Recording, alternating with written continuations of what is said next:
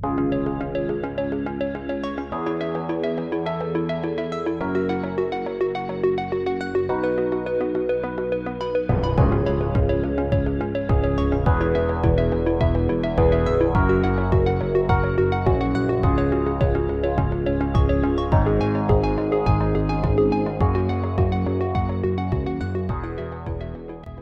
everyone, and welcome back to Film Foundations, the collaborative show between Weirding Way Media and Someone's Favorite Productions. I am one of your co-hosts, Chris Dashew, from Weirding Way Media, but more specifically, the Culture Cast. And I am Ryan Verrill from The Disconnected, and less specifically, Someone's Favorite Productions. On this show, we ask and answer 4 questions about a given topic that is surrounding either a director, franchise, microgenre, or in this episode's case, if you clicked on it, you know what we're going to be talking about. We're going to be talking about one of the smartest asses in Hollywood right now, if not the smart ass of smart asses, the charismatic Canadian, otherwise known as Ryan Reynolds. One of the literal most mainstream popular actors possible, as if somebody's clicking on this and going, I've never watched a Ryan Reynolds film. But hey, we're going to answer some questions about it. Well, see, that's the thing, though. Like, maybe they haven't watched a Ryan Reynolds movie is maybe the point that I would be kind of getting at here just at the outset. I think it's safe to say that if you're listening to this episode and you are not super familiar with Ryan Reynolds, there will be one thing that sticks out to you that you have seen him in. That may or may not show up, but what's funny is we always kind of joke about the MCU just showing up in our episodes. This one, it might be an answer, I think for the first time even. So yeah, Ryan Reynolds is, what's funny is I feel like I've had Ryan Reynolds in my life for a very long time. Since I was 14, because I remember the first thing I saw him in, which was not the first thing that he was in, but it's kind of in reference to one of the more famous things that he was in, I believe, or at least it's like halfway in reference to it. But we'll talk a little bit more about it, but when we get to it. But Ryan, I'm curious, what are your thoughts about the man whose name you share? That's right. This is also Ryan and Ryan. What do you think of Ryan? This is one of those things like he's completely fine. He's a decent comedic actor. I feel like we haven't seen him act his heart out in a great dramatic role that he had to actually play a part that wasn't literally just Ryan Reynolds, especially in quite some time. But at the same time, he's kind of smarmy. He's kind of an asshole. And the funny thing is, I think that's just like this persona that he plays up. But a lot of people don't like him because of that. He just comes across as this full of himself person. But that ends up just being the character that he plays in every movie. I've got nothing against the person. I think he is, again, fairly benign across the board. I've liked plenty of his films that he's been in. There's a few I've not liked that much. But for the most part, I think he's decent at what he does. I couldn't agree more. I love Ryan Reynolds. He is someone that you and I probably feel a little kinship towards in terms of being able to be smarmy on the point at the moment, have a quick answer for something. I always appreciate that about Ryan Reynolds, either in movies or just I think in real life. He seems very well attuned to who he is and what he can do, and I appreciate that because that. I don't know. It paves the way for people like ourselves who are able to be funny and kind of charismatic, but at the same time a little smarmy. But they know that the smarminess is not that it's not serious, but it's different. Like there's a difference between, say, like a Ryan Reynolds smarminess and I'm trying to think of somebody else who's like a smarmy that nobody likes. Simon Cowell. James Corden, I think, kind of comes to mind. Well. The name dropper himself. He drops so many names on the ground. Help him pick them all up. But that's the thing. I mean, I think of Ryan Reynolds is kind of in a class of his own as an actor in terms of being able to just be seemingly himself, and the suit, the strong suit is that suit, is him, and he is that person kind of in every role, seemingly, even when it definitely is not the direction that it needs to go. And to your point, sometimes he does things that I just don't get, but that's fine because, again, I think what's also interesting about Ryan Reynolds is he does not seem to just do mainstream stuff. He kind of works all over the board. And look, he's been acting since the late 90s. So that's a pretty big filmography. But actually, if I were to compare him to someone, he's like the smarmy version of Keanu Reeves.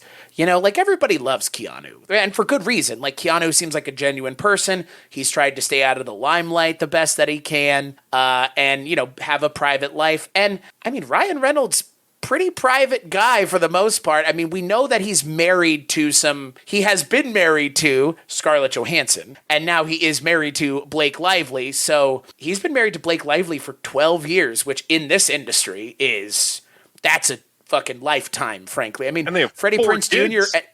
And Freddie Prinze Jr. and Sarah Michelle Gellar are still married, for that matter. Yeah. Like, there are some people that are still out there doing it, but Ryan Reynolds, it feels like he has kept himself out of, I don't know, like the dirt sheets, if as it were. Like, I don't hear anything bad about Ryan Reynolds. Like, he seems like a genuine guy. Him and Rob McElhenney? Jesus, how the hell do you say his name? That whole thing with Welcome to Wrexham, I'm a huge fan of that. I mean, as someone who's a huge fan of the Champions League. But yeah, Ryan Reynolds, this is going to be an interesting episode because there are a lot of directions that we could go. I mean, comedy is the obvious direction for a whole host of reasons. Yep. That's why he was cast as the character that made him famous. But I would concede that he kind of just already was that way, and they kind of just forced. I mean, they didn't have to force Deadpool very hard into that box, but it was a box that it was like, you know, it fit pretty well. They just had to maybe sand off a couple edges. But yeah, Ryan Reynolds for me he's one of the good ones in the industry, seemingly, that keeps to himself, is married to someone famous. They try to stay out of the limelight, and I don't know. He seems like an arbiter of positivity in the industry, which is, again, in short supply in these days. I would also point out there's quite a few things we do know about him that is public. So not all of it is private, but what's crazy is it's very like calculated public information. Right. Primarily like the stuff that he's investing in. And he's grown a lot of those things to crazy heights. Like he was like a quarter owner of Mint Mobile for the longest time and was the spokesperson. And then they got bought out and he made a shit ton of money and went and invested that in other things. And then the Wrexham thing happened. Obviously, he is Aviator Gin, like everywhere across the world. That's true. He's done that for a few things. So, there's a few things that we know publicly, like the charity donations and all that, which we might be able to talk about a little bit later. But yeah, he's done a lot in honestly not that long of a period of time. He's had a hell of a trajectory. And when you talk about everybody likes him, we kind of should just like get it out in the open right now that the biggest thing about Ryan Reynolds that everybody knows is that he's fucking hot. Like, he's great looking. I mean, hey, wait, the non-gay guy said this? Okay, go for it. I had to. He's a little gay, right? It's a spectrum, but... well, yeah, that's what I mean. I mean, it is a spectrum. I'm agreeing with you. He's a good-looking guy, obviously. Like, he's married to Blake Lively. They have beautiful children, of course. Like, you know, it's not like a Hugh Jackman thing where he married a normal person. He married his co-star from Green Lantern, who is also very good-looking, just like his first wife, who's one of the most good-looking people on the planet. So... After he was engaged to Alanis Morissette. Too. Yeah, geez, Louisiana. Holy cow. He's been voted the sexiest person alive for People or whatever magazine does it. He was on the list a couple times before that. He is like the go-to straight man answer for the hottest guy in the world, and based on that, he's gotten like multiple cameos just being the random hot guy that shows up. That's just what everybody knows him for. I mean, he's a good-looking guy. Yeah. They don't cast people in the MCU that are hard on the eyes. I mean, Stellan Skarsgård begs to differ. Oh, I love Stellan Skarsgård. Come on, I do too. But I also just watched man. I just watched Nymphomaniac, and I will never look at him the same.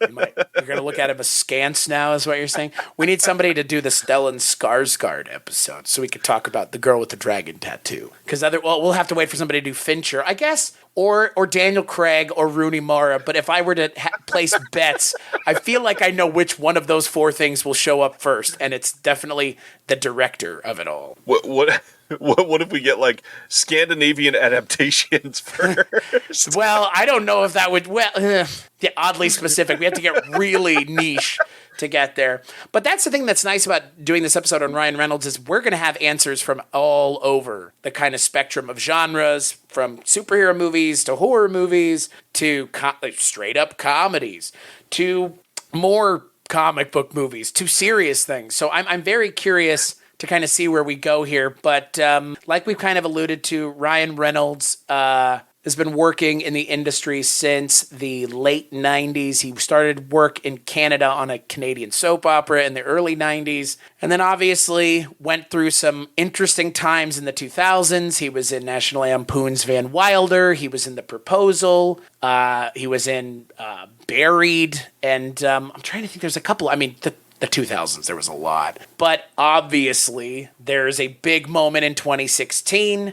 So in 2016, he becomes Deadpool after somebody, totally not him, leaked the test footage from it was like a short that they were doing, something to that effect, and it got leaked on the internet. Everybody went apeshit for it, and now he is Deadpool and is printing money like it's going out of style. We probably should say, though, we have to acknowledge the fact that he was Deadpool before that. That's the weirdest thing about this whole story. Yeah, fair, but I know that he acknowledges it, but I didn't want to acknowledge it here because I feel like there may be a reason to acknowledge it later. But yes, in 2009, he played Deadpool in which the character of Deadpool in that movie is not the character of Deadpool. It is something else entirely. And I mean, look, they kind of, is it Deadpool 1 or Deadpool 2 where they talk about it? I think it's Deadpool 1 where he kind of alludes to, or is it the second one? Yeah, he does reference it. Yeah. So, yeah, and that's the other thing. Like, Ryan Reynolds as Deadpool is kind of its own thing, but it is him. It is ultimately just Ryan Reynolds. But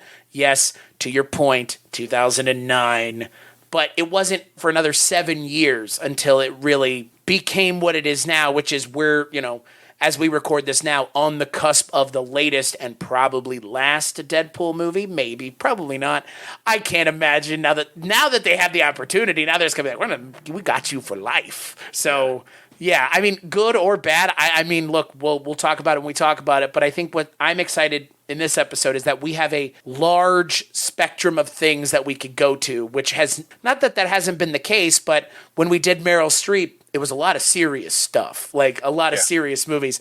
There are some serious movies on the list. Whether or not they will be picks is a different story, but they'll probably get mentioned offhand, which means Ryan will just have to add that many more links to the podcast description so you guys can go check those things out without having to try very hard. It's true. It's true. Let's get to question one then, Chris. So what do you think is the foundational title for Ryan Reynolds? So, it is not Deadpool. However, I assumed that you may have thought that is what I was going to pick, and it would have been a fair pick. It may be your pick, frankly. You wanted me to go first, because you're like, well, I might change my answer. So, my answer is 2002's National Lampoon's Van Wilder. I think that is, for me, that was the first time I saw him, and I think that character has informed every character we have seen since in any of these movies. It is very much Ryan Reynolds dialed up to 11, and National Lampoon's Van Wilder, on top of everything else, it's a funny movie, it's a funny college movie, and it's a funny college movie that has National Lampoon's in the title that isn't Animal House, which I think, on top of everything else, should be kind of, celebrated, because there aren't a lot of great National Lampoon's college movies that aren't Animal House. It's kind of this one. There's even a sequel to this one, which is not great. Van Wilder, The Rise of Taj, which was a misguided attempt to make Kal Penn anything other than one of the people who ended up being in the Barack Obama White House for everybody playing along. And also, I believe Kal Penn is gay, I believe as well, which is awesome. And it's it's really crazy to think about Harold and Kumar go to White Castle and you have Neil Patrick Harris and Kal Penn in the car together, two guys who at the time were not known as gay men in Hollywood, but very much are now. Van Wilder, for me, I just think it's in a lot of ways, it feels like a spiritual successor to Animal House. And what's funny is in Animal House, you have like 4 or 5 main characters. In Van Wilder, it's really just him, Ryan Reynolds. And he has a a range to him as an actor that he can kind of cover the bases of all the characters from the other movie. And you have Tim Matheson in the movie playing his dad, which kind of just feels like this is meant to be a sequel to Animal House in anything but name. Like, oh, this is the son of Tim Matheson's character from Animal House, because he's kind of smarmy in the way that Tim Matheson is in Animal House. But look, I all this to say, Ryan Reynolds elevates this movie way beyond where it deserves to be. There are plenty of National Lampoon's movies that kind of just are there, that exist, that not very many people have seen because they're DTV or just not great. But for me, this movie, I think it still holds up. I rewatched it for this episode to make sure that it still holds up. There are a couple things that are, pretty fucking gross in the movie that still make me laugh. There's a dog jizz in eclairs. I'll say that much. That scene alone is probably, when they were writing that scene in the writer's room, that someone was just laughing their ass off. And Ryan Reynolds is pitch perfect in the movie. It's actually a pretty good role for Tara Reid, too. Someone who, speaking of ups and downs with their career. And yeah, I don't know. Again, I'm a fan of a good college movie. I really am. That's a micro genre, maybe not deep enough. Maybe people returning to college is probably a better micro genre. But I like these kinds of movies. And Ryan Reynolds is so good in this movie. So good in this movie. And, like I kind of alluded to, his character kind of sort of comes back in Harold and Kumar because it's more or less meant to be Van Wilder, I think. Right. Like, it's like he's a doctor, he's in a hospital, I don't even say he reacts the way Van Wilder would have, but you have Kal Penn interacting with him again. They kind of pretend to recognize each other. He kind of looks at each other weird. So that for me is also the other thing. Harold and Kumar Go to White Castle, another kind of seminal film for me growing up. That was a big movie I saw at the right time. And I hadn't even smoked a single fucking joint. I actually haven't seen it since I have started smoking weed. So, which is weird, and I kind of want to go and rewatch it now that I'm fully ensconced in the marijuana lifestyle. But long answer to a short question, Van Wilder. What do you think about Van Wilder, Ryan? I remember liking it quite a bit, and I think at this point, I don't know that I've seen it in about 18 years. Sounds about right. It's been a very long time. This is a movie that was hilarious at the time. It hit in that range of like post-American Pie college movies that felt like all the rage for a little bit. There was a lot of college wannabe comedies that were coming in around then, like Old School and this. Right. And I love Old School, man. Good Lord, another good one. So many of those were well done. Unfortunately, they did start to blur a little bit because there were so many coming out. And so, yeah, this is good. I feel like it's really the important part here is what you said at the very beginning, is this sort of sets the tone of what he's going to be known for the rest of his career. It's that witty, quick talking, snappy too. Very snappy.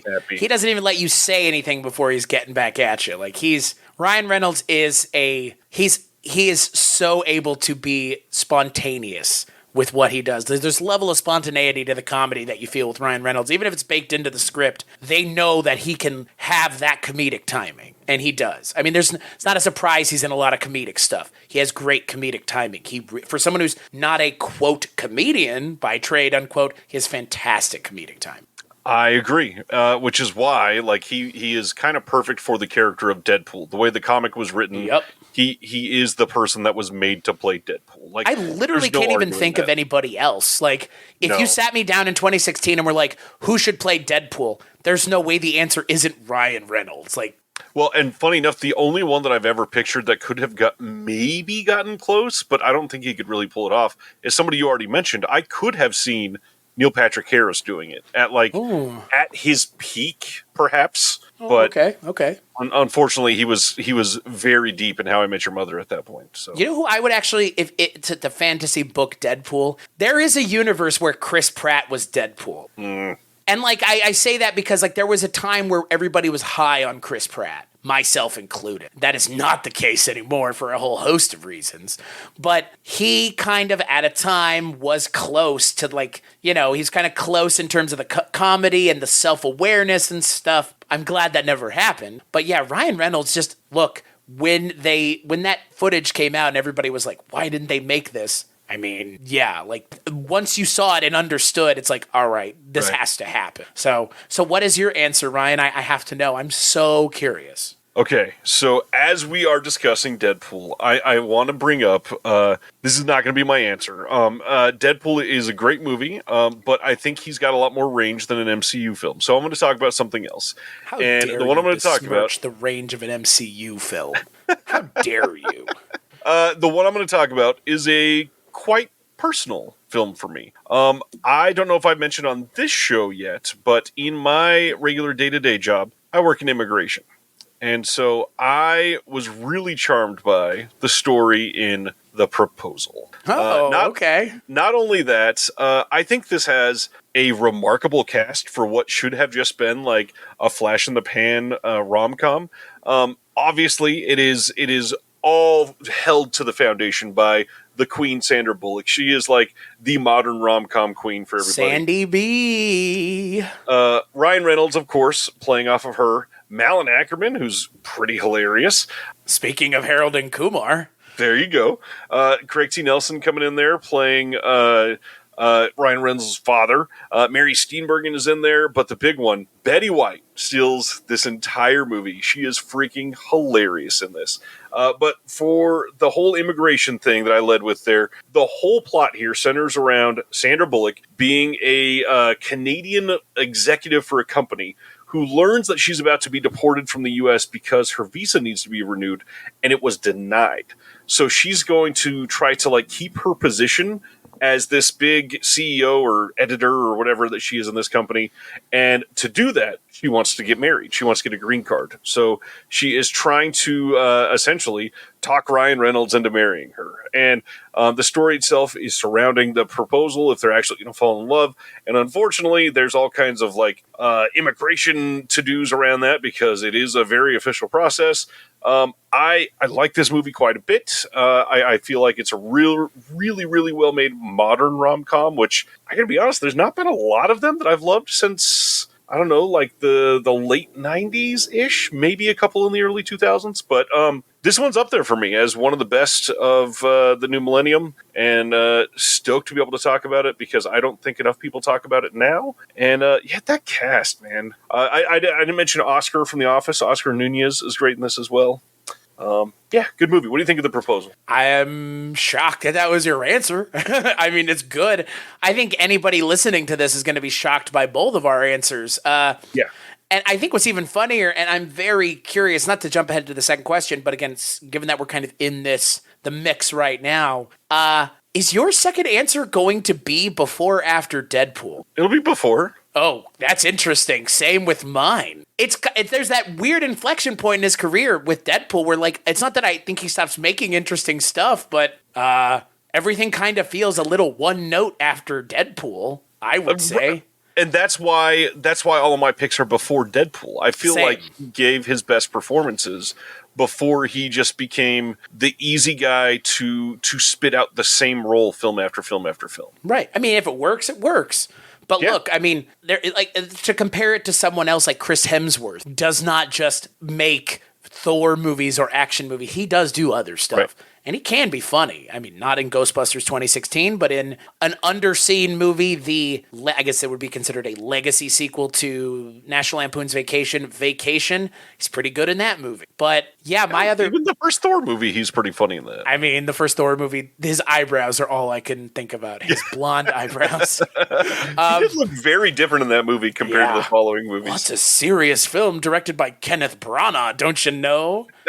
I still do not understand. I mean, I get it, but then I don't get it because they didn't let him do the Kenneth Branagh thing. Anyways, MCU aside, my answer for the next question is pre-Deadpool, but it's very interesting because for me, like I said, I kind of feel like a lot of the stuff post-Deadpool is okay. It's fine, but I don't know how to put this any other way, but once he was Deadpool, it's kind of like everybody was in on the secret that Ryan Reynolds was awesome. Right. right? I mean, like, and it's like, look, if I could have answered 4 different ways on this first question, everything I'm answering is a comedy, essentially. Like the other 2 things that I would have picked, 3 things, are essentially just comedies, more or less. Like maybe there's a little bit of high concept to it, but ultimately, end of the day, still comedy or comedy adjacent. I mean, even Deadpool is comedy, if not comedy adjacent, right? But yeah, like I was just curious because my answer for number 2, the lesser known one, is pre-Deadpool. Deadpool is just such a big moment in his career. You can't get around it. Well, what's interesting about this is, yes, it's a giant moment, but when you think about it, that's only been 8 years. I know. Deadpool only came out 8 years ago. And what's crazier is he's got a ton of credit since then. But because his roles are literally just him, no makeup, acting like Ryan Reynolds, it's all easy. So he pumps out like 3 of these a year. And so you get Freak Eye and Detective Pikachu. The Hitman's Bodyguard. Wait a second. Detective Pikachu is great. That's I'm not saying it's not. No, I know, but like that for me is the exception of all of those.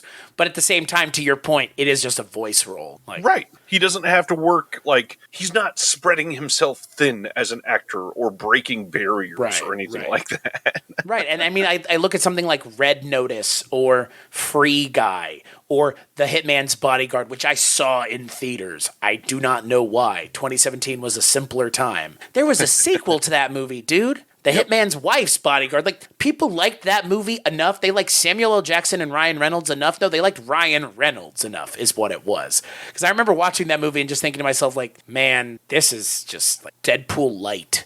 Like, not as good. That's the thing. Like, then everything starts feeling like a poor facsimile of Deadpool because the original Deadpool is so well done. On top of everything else, like, I went and rewatched it this weekend in preparation for this. It still holds up. Second one's a little bit of a different story. Second one goes some interesting places. Maybe it kind of spreads itself a little too thin. But OG Deadpool's great. I mean, it's just as impactful now as it was in 2016, knocking on the door of the new one coming out especially. And now we have to see what that means for the MCU, because that's the other thing. In 2016, it was just a fucking Deadpool. Right. It wasn't Deadpool in the MCU. So now it's like, well, what does that mean? So, I mean, it's just wild because I don't want to be like that guy, but man, I saw Ryan Reynolds in the early 2000s just like you did. Like, it's weird that now he's Deadpool more than anything else.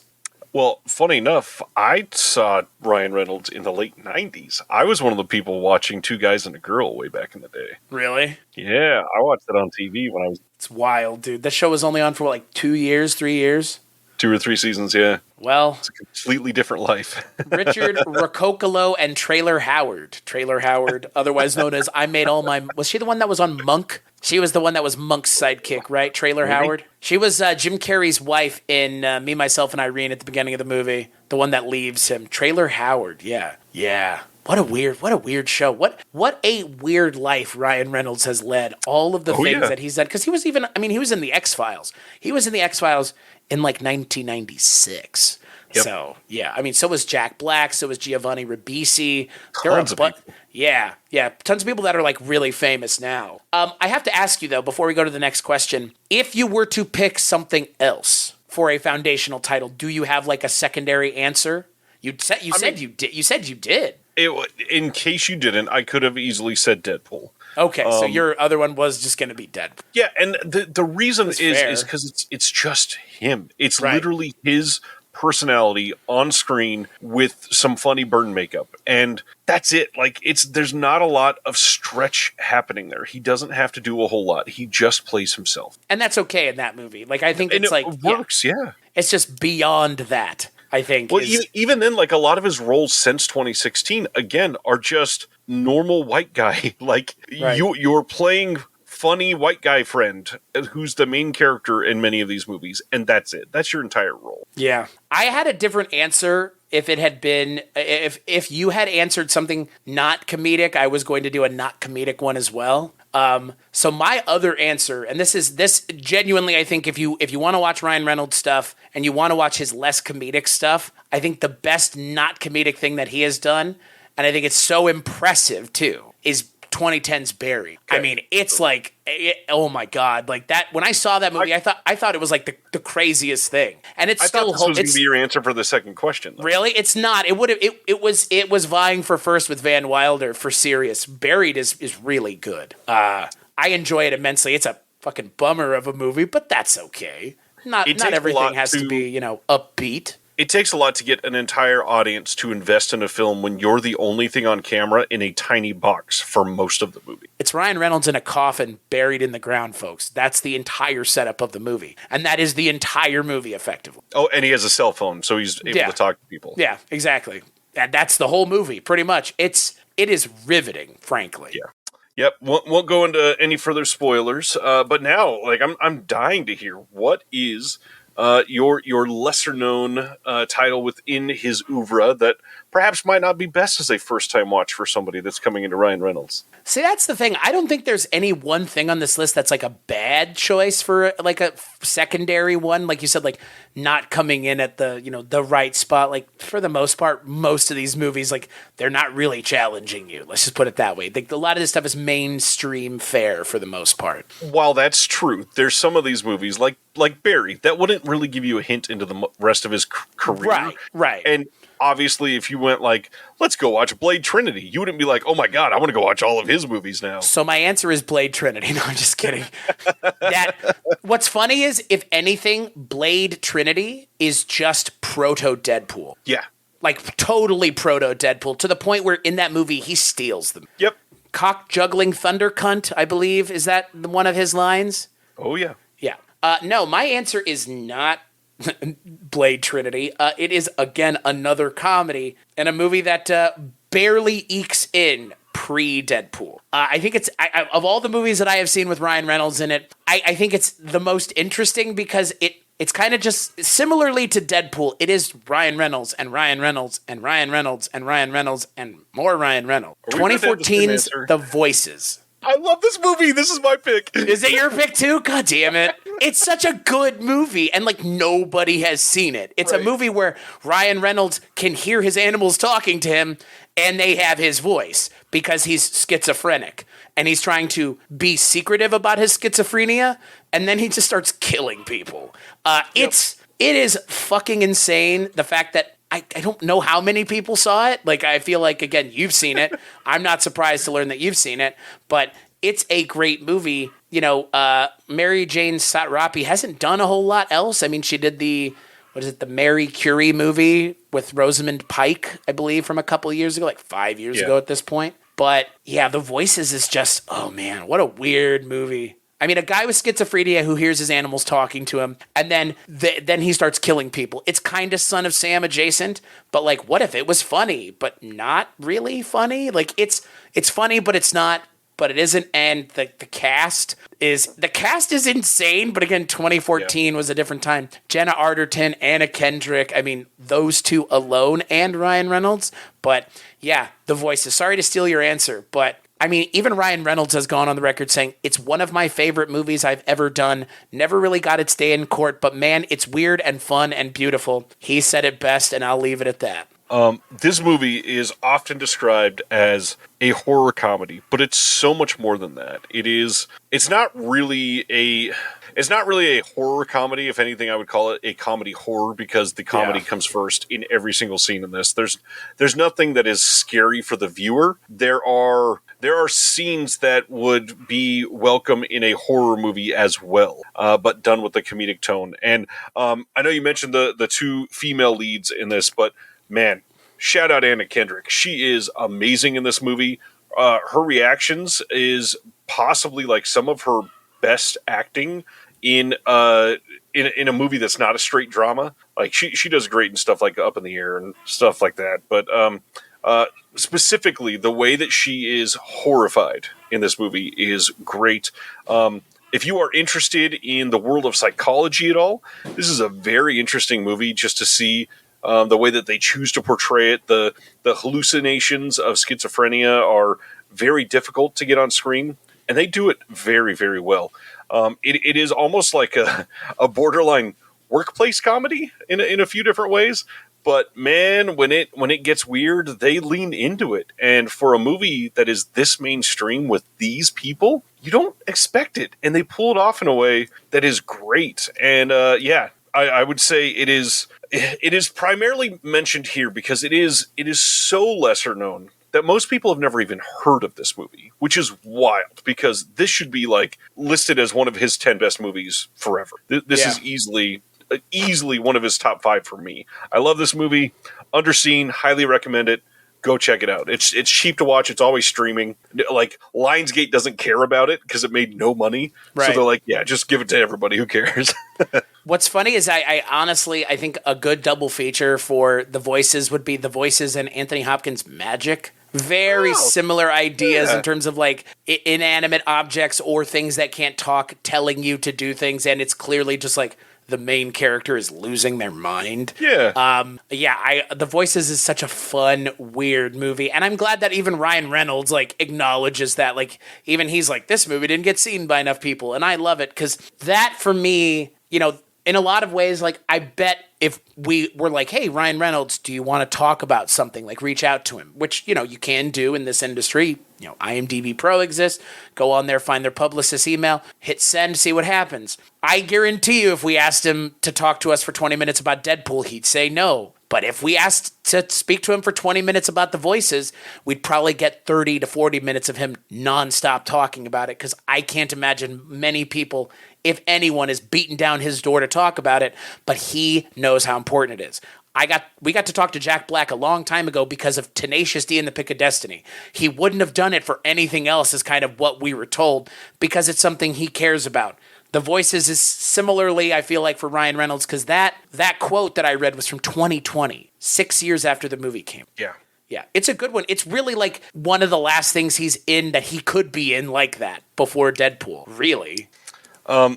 Just to give a different answer, that way we have let's have a different answer, Ryan. A proper number. I'm going to go again away from comedy. I'm probably going to get a lot of people on the horror side of things pissed off at me and stick up for 2005's The Amityville Horror. Wow, that's not the answer I was expecting you to go with for horror. This remake is pretty good. It agreed. Stands up to the original. It is not something that I would say sullies the good Amityville name. Which I do say kind of jokingly, considering now there's more than 160 movies with the word Amityville in the title. I was going to say, what does the name of Amityville mean other than two people ripping a bunch of people off? I mean, that's what it is. It's worse than that. There's a movie out there called The Amityville Vibrator.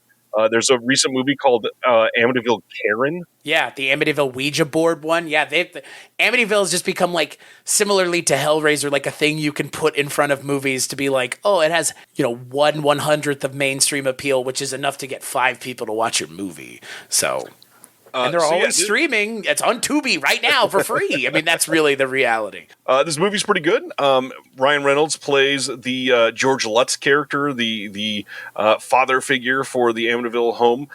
This is also the first movie starring Chloe Grace Moretz. This is the first movie she was ever in.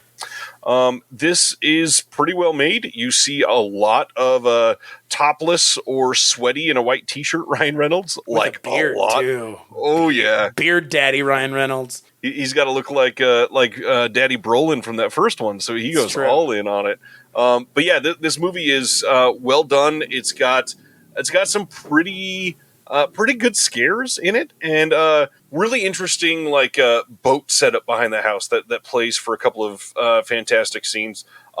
Didn't make a ton of money. I think eventually it ended up with like 60 million, 70 million, something like that. But critically it didn't do that well. Most people scored this like less than 5 out of 10 or whatever, and unfortunately it's got a pretty crappy reputation. But in the grand scheme of modern horror and also horror remakes, which were huge around when this came out, this is one of like the actually better films compared to, I don't know, The Haunting. Whoa, okay, you went too far there. The Haunting is pure garbage. I'm kidding. The Jan de Bont's take on a horror movie, you're right.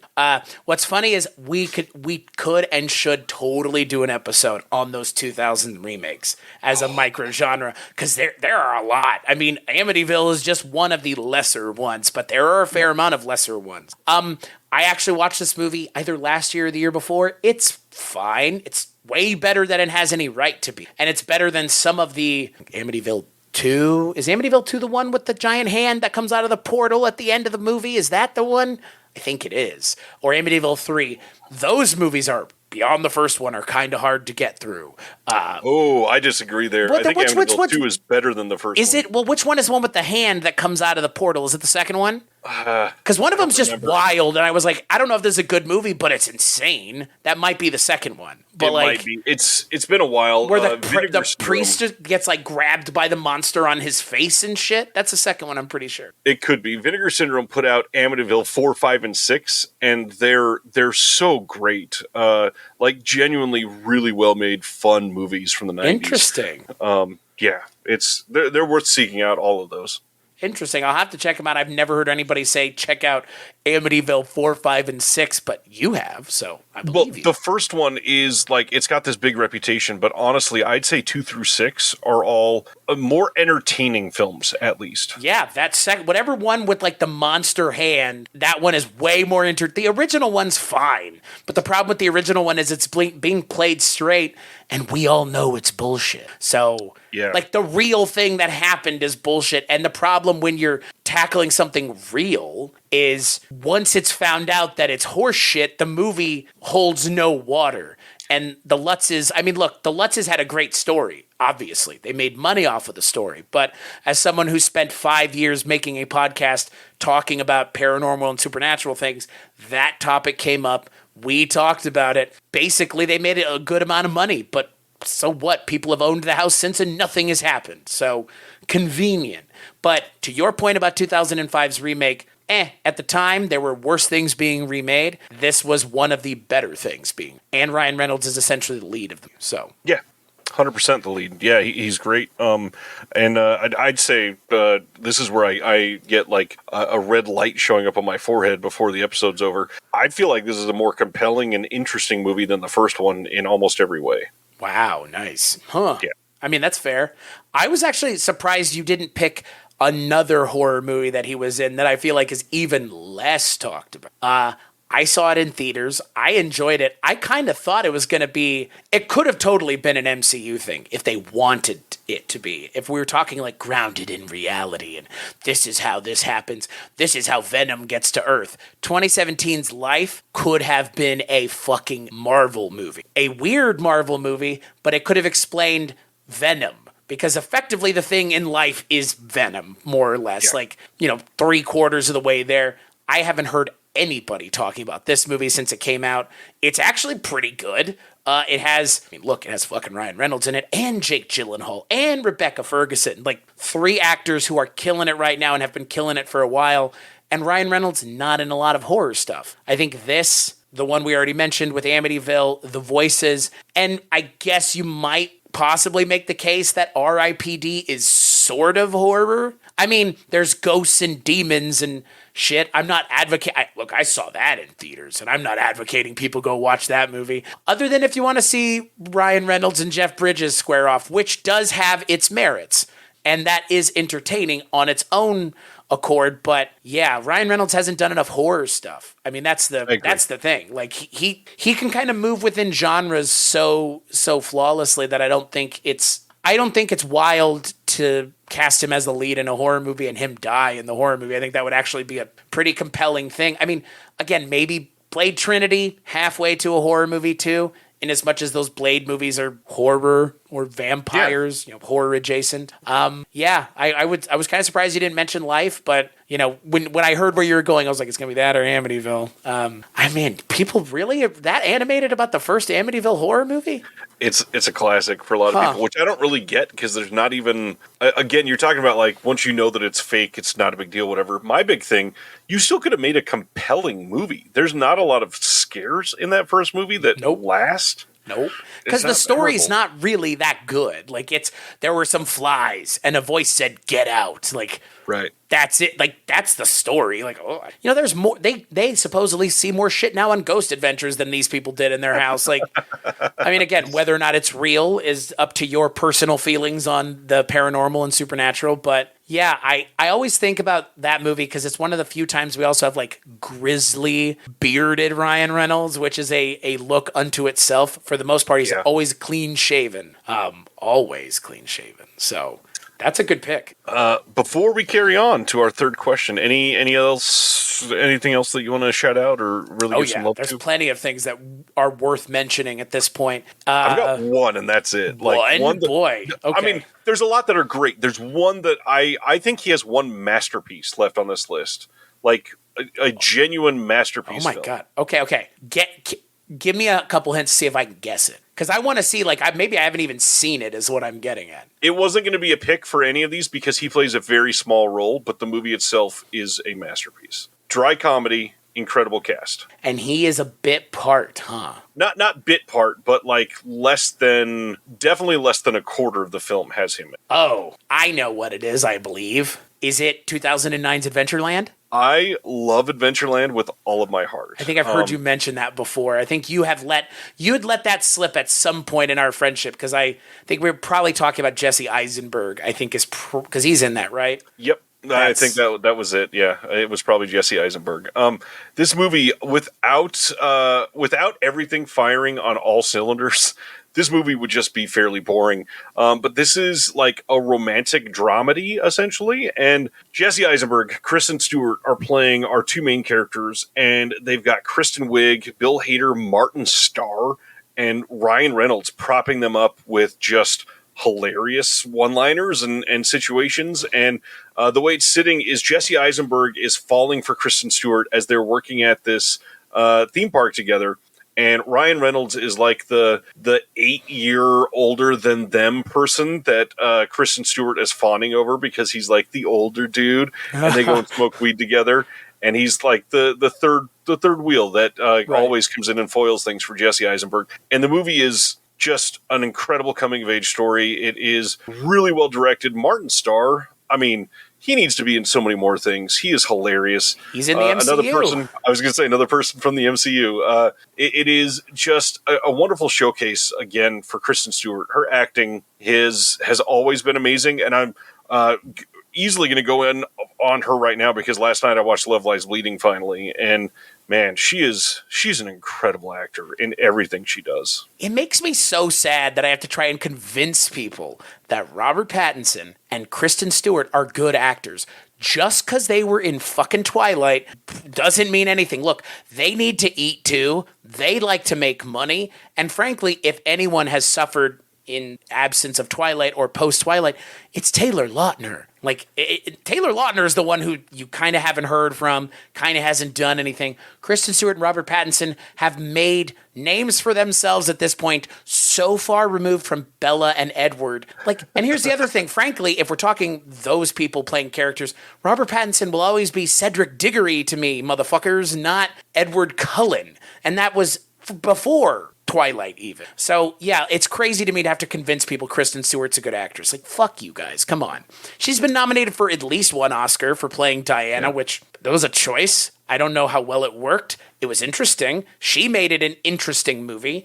And Robert Pattinson makes, I think, consistently across the board interesting choices in the movies that he is in. He's worked with Cronenberg. He's worked with all kinds of people. Safdies. Yeah, like Robert Eggers. He's an actor, and one of Robert Pattinson's favorite movies is Corky Romano. No shit. So, he's a man after my own heart. I feel like it was like, Robert Pattinson, what do you want to talk about? You want to talk about how much you love Corky Romano? Because he's on record saying like it's one of the funniest movies I've ever seen. It's like, sure, okay. I mean, I love Corky Romano too, so I kind of feel like that's a cool thing. But you'd mentioned Adventureland, Waiting. Pretty much a similar character that Ryan Reynolds is bringing to that. I mean, look, Waiting is one of those movies that I probably quote way more often than I think. Welcome to the Thunderdome, bitch, is a great line. No bacon on the salad, massa, is also another good line. Those are all Dane Cook. But Ryan Reynolds in that movie, that's very distilled Ryan Reynolds. But, like, not charming, kind of scuzzy, like, scuzzball guy, like, older guy who works in, like, the service industry because he's a waiter at a restaurant, but he's wanting to fuck all the younger chicks similarly to Adventureland. I love Waiting. And the fact that they literally say shit or get off the pot in that movie, which is, they literally just copped it from Kevin Smith, is, I don't know. Waiting is a movie that's in a lot of ways, like, again, a too perfect movie for Ryan Reynolds, because he's perfect in that movie. And the big thing from the two that we just mentioned, Waiting and Adventureland, both propped up by amazing, incredible comedy performances from two dudes from Freaks and Geeks. Yeah. Oh, and also Justin Long is in Waiting, who, Sure is. Justin Long, and he's like the main character too. He's not even on the poster. It's like Ryan Reynolds is on the poster and not Justin Long, which, I mean, speaks volumes to Ryan Reynolds, I think, like as an actor, even in 2005. But you did ask, is there anything else I would mention? There are a couple other things that are things that he would go on to do that I think he did better earlier in his career. So a movie that I saw in theaters, I remember kind of being mildly on into it when I saw it, but I kind of felt like it was taking itself a little too seriously, was 2006's Smokin' Aces, which he's the main character in that movie, but talk about a movie with an insane cast of people who have gone on to do other things. Peter Berg, Kevin Durand, Ray Liotta, Jeremy Piven, Chris fucking Pine is in the movie. Ben Affleck is in it. I mean, Joel Edgerton, a lot of people. Jason Bateman is even in the movie. It's a weird movie. I don't think it tonally hits all the beats that it's going for, but if you want to see a movie where a lot of actors who are doing a lot of amazing stuff now were kind of in the early days of their career or kind of in a lull in their career, Smokin' Aces is a good pick, because he's kind of like the action guy now, and that's an action. I would say it's an action movie, maybe not all the way. It's like action adjacent. It's kind of it's a little Raid-esque. Like the setup is there's a guy at the top of a building who's trying to get into witness protection, and Ryan Reynolds has to protect him, and there are groups of assassins coming to the building to kill him. If that doesn't sound like something you'd be interested in, I totally get it, but for me, it was a pretty compelling setup, and I think the movie is good enough. But again, like Ryan Reynolds now, Six Underground, Red Notice, Free Guy, The Hitman's Bodyguard, like now he's kind of the action guy, post Deadpool, and this is one of the few like action movies that he was in pre-Deadpool that aren't also MCU movies, because X-Men Origins is a action movie. It's just not a Ryan Reynolds movie. Or DC, not just MCU. And you had to open up that box, didn't you? The movie where Ryan Reynolds fights the space turd. Green Lantern. There's a universe where Green Lantern is the movie that everybody wanted it to be, and that was like the opening salvo in a long line of successful DC things.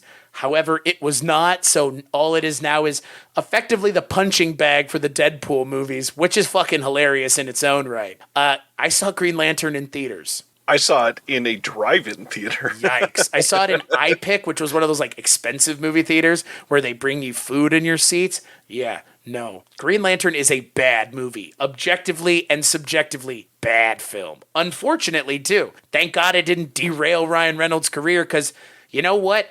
There are movies like that have derailed people's careers entirely because it's a big budget movie built up around one person, and then they have the blame laid at their feet. Ryan Reynolds is not really bad in Green Lantern. He's just the Green Lantern script is not good. Yeah, he did the best with what he was given. Yeah, I mean, he tried. He tried more than others would have. And man, was it Peter Skarsgård is the villain in that movie? Good Lord. What a strange actor that dude is. The choices that he makes I'm always just like, what are you doing, man? Like, you're making some weird choices. He shows up in Green Lantern. He shows up in The Batman. He shows up in like all kinds of stuff. He's just floating around. That's Steven Dorff is the guy from Blade, not Peter Skarsgård. What a weird kid. I'm so glad you mentioned Green Lantern. Ooh, good choice. It's like me mentioning R.I.P.D. People are just like, ugh. You want to worship at the grail of Detective Pikachu for a moment?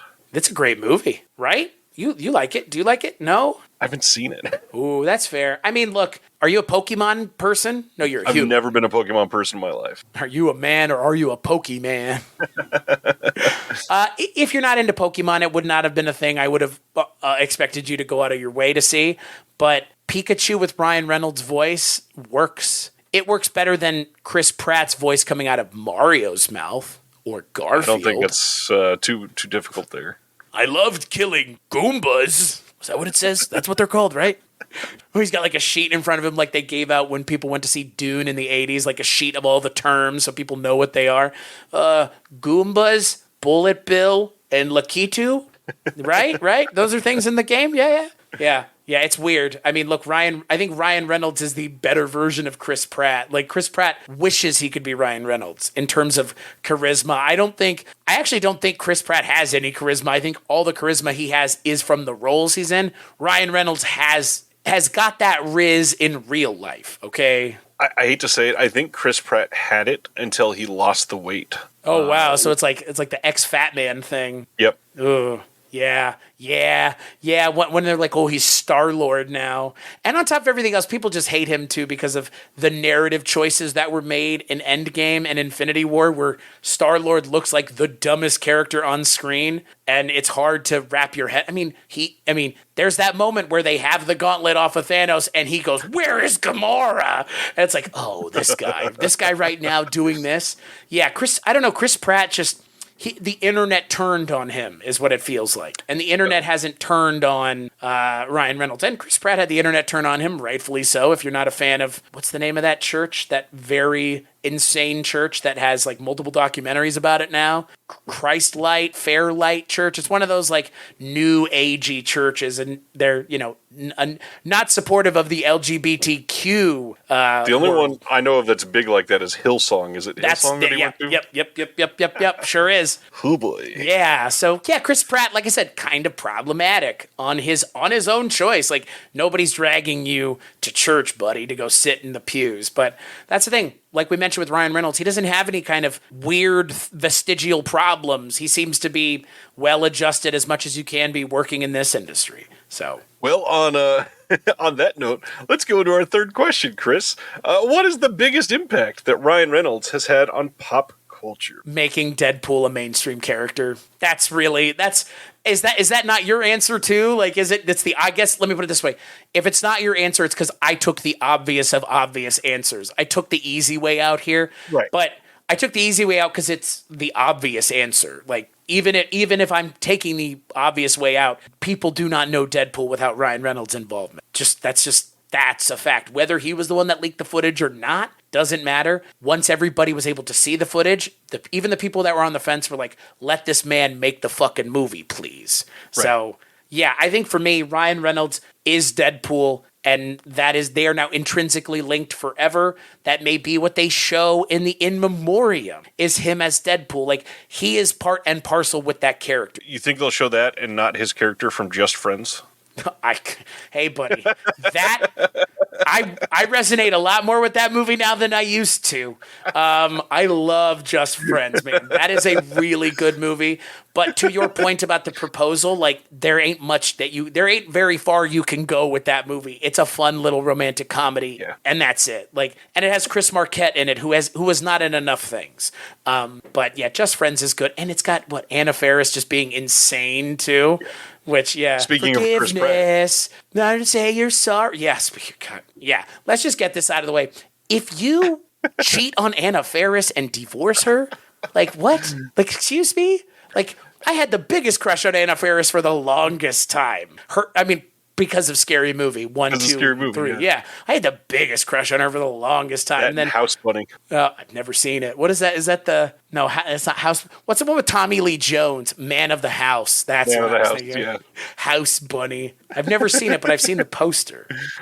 So yeah, I think Deadpool being in the MCU and him being Deadpool, like in every sense of that word, is the film answer for this. So on the other hand, I do want to give a shout out that I kind of alluded to at the beginning of this.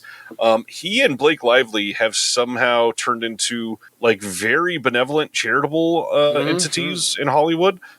Giving money to help with Ukraine relief. And we're not talking like some of these major celebrities. They're like, we'll give $10,000 to support your cause, which is literally like us giving $1. Right. Cool. We're talking thanks.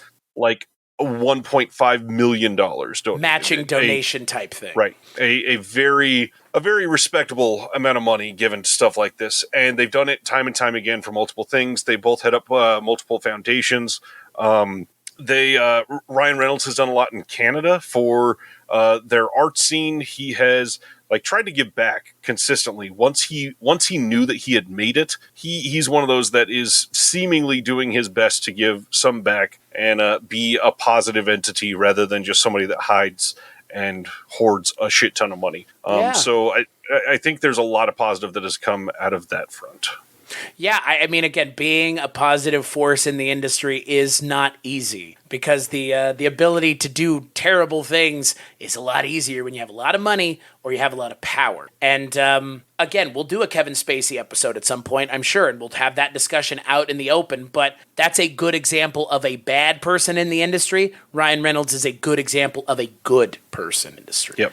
And I mean, maybe the less obvious answer, and I think for me, again, as someone who's a fan of the Champions League, Manchester City won over the weekend for the fourth year in a row, which is a team that I cheer for, which means fucking nothing to most people in this country. I say that with a caveat, though, because Ryan Reynolds and Rob McElhenney have been doing God's work, as far as I'm concerned, getting obstinate, stubborn Americans to watch the better version of football, the version you can watch in 90 minutes and then be done and not have to watch 5 hours of advertising.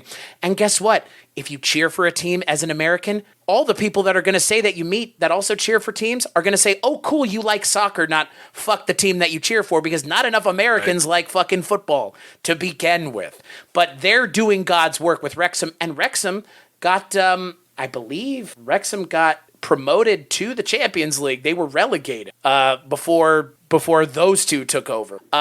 Which, again, as someone who enjoys a fair amount of soccer and watches it on the weekends pretty heavily, it's nice to see that two Americans are making it a point to not just support the teams, but also do something around it. I mean, there are plenty of Americans that have stakes in Champions League teams. I mean, I think LeBron owns part of Liverpool. I mean, a bunch of American actors and sports people. I think even Brady owns part of a Champions League team. But Ryan Reynolds and Rob McElhenney went and found a team that was not in the Champions League and made it a big deal to cheer for that team, where Americans can go, I cheer for Wrexham, and not only is it a show, but it is a real team too. And that's, again, Ryan Reynolds. Also, again, you mentioned the aviation gin thing. As someone who is a gin drinker, not a popular thing for people our age, but Ryan Reynolds banging the drum for that too. He's a pretty interesting guy in terms of the things that he throws his weight behind, because he's not, to your point, just doing the same thing everybody else is.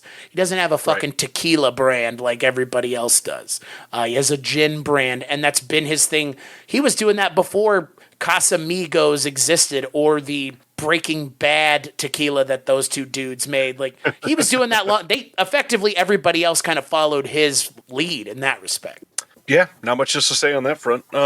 So to wrap it up with our last question, is there, I guess probably for this one, the best way to give it would be a person that is a cinematic bridge to Ryan Reynolds. Somebody else who is semi like him, that if you like this individual's films, you'll like Ryan Reynolds' films. So who are you picking? I already said his name, Chris Pratt. He's the better Chris Pratt. He's the evolved Chris Pratt. He's the Chris Pratt without any problematic things. Or, again, Chris Pratt kind of always plays the same character in anything that he's in now. But I don't vibe with that character as much as I used to. I vibe with pretty much everything Ryan Reynolds has done. So for me, it's Chris Pratt's the, halfway there Ryan Reynolds. There aren't a lot of people that are like Ryan Reynolds, because Ryan Reynolds kind of stands alone at the top of that hill of these kinds of people doing this kind of thing. Maybe a more adult-friendly or kid-friendly version is Paul Rudd. Again, similar thing, I guess, has had a rather long career, never really been problematic, known for his comedies, but has done other stuff, and is also just happens to be in the MCU now. So, I don't know, Paul Rudd, Chris Pratt, again, there are other names that we could throw out, but they're all just kind of comedic actors who also do some other things. So I'm going to throw one out there. That's the way I was thinking about it earlier is this is like Ryan Reynolds if he took an edible and he just kind of chilled. I'm going to throw out there Jason Bateman. And funny enough, I'm going to throw out a Ryan Reynolds film with Jason Bateman. That's a pretty good breakthrough if you're like that, and that's The Change Up. It's a decent movie. It's not like rewriting the formula. It's kind of like a Freaky Friday type of script, but Body swap. Yeah, it's a body swap comedy, and it's done pretty well. But Jason Bateman is one of these people that he kind of plays himself. He's got that quick wit response. Yes. But he's a little slower in delivery. He's a little more chill. But when you watch something like Game Night, he is comedy personified. When he's on top of his game, he's amazing. And I would throw him up there with Ryan Reynolds. They play well off each other in The Change Up. I don't think that he's made a lot that I would say stands anywhere close to the big hits that Ryan Reynolds has. But I will say, if you've not seen Game Night, it is a perfect movie, and you need to see it. So Game Night's great. I just saw it for the first time in this past year. I would love to do an episode on Jason Bateman, but then it's like all comedies for the most part, like his TV work.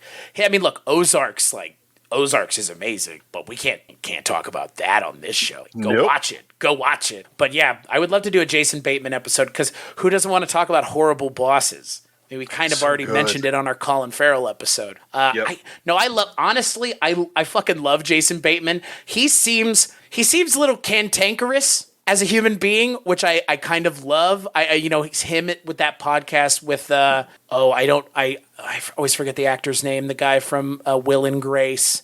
The guy from Will and Grace, and then Will Arnett and Jason Bateman have like a show together. And yeah, it's like a video podcast, and their energy is fucking bizarre. But I love it because Jason Bateman seems like he's just, again, kind of cantankerous, but he always kind of now plays those characters that are just like kind of on the level of being fed up constantly with everything and has like a little bit of a short fuse. Yeah, Jason Bateman's a good one. He is a little bit more of a chill Ryan Reynolds, more of a serious Ryan Reynolds. Yeah. All right. This has been a fun episode. There's so many cool things that we could go down this path. I'm glad we ended up here. If magically, and maybe that's the other way to frame this. If you've never seen a Ryan Reynolds movie, or if you were anti-Ryan Reynolds, I hope that we did something to encourage you to check out some of these movies, because there's a lot of his things that people don't talk about because they think his big, like mainstream big movies are obnoxious. Go watch some of these lesser known movies like Buried or The Voices or The Amityville Horror. There's so many of these random movies that are just waiting for you to discover them. Hope you like it. Chris, where can people find you if they want to hear more on your opinions on movies? WeirdingWayMedia.com, but more specifically, not pacifically, the Culture Cast. You can find every single opinion that I have on any movie in terms of things like that on the Culture Cast. I guest on some shows, but those shows can also be found at Weirding Way Media. So yeah, other than that, I guess head on over to patreon.com/culturecast. $10 and up gets you access to Rankin' on Bond, which is a show that I do with Richard Haddam of Richard Haddam's Paranormal Bookshelf and Mike White of The Projection Booth. We talk about James Bond once a month. And if that's something you're into, we're still doing it because we've got a long time to be doing it, because there's a lot of James Bond movies and we only do it once a month. So that's where you can find everything that I work on and a little bit more. What about you, Ryan? I am everywhere under the name The Disc Connected, but major shout out today to one of my youngest babies at this point is the Physical Media Advocate. It's a magazine that I help produce on a monthly to bi-monthly basis, depending on how much we get in for that. It is available on Amazon in print form or digital or in lots of retail stores.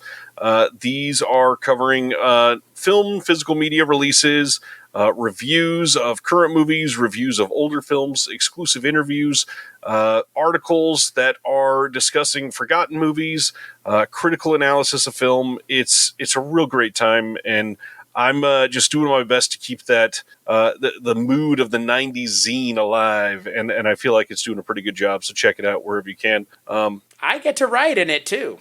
So there's also that. I am involved in some way, which is also fun. So in multiple issues, we hope you come back for our next episode and that you continue to push your boundaries of interest in film. So until next time.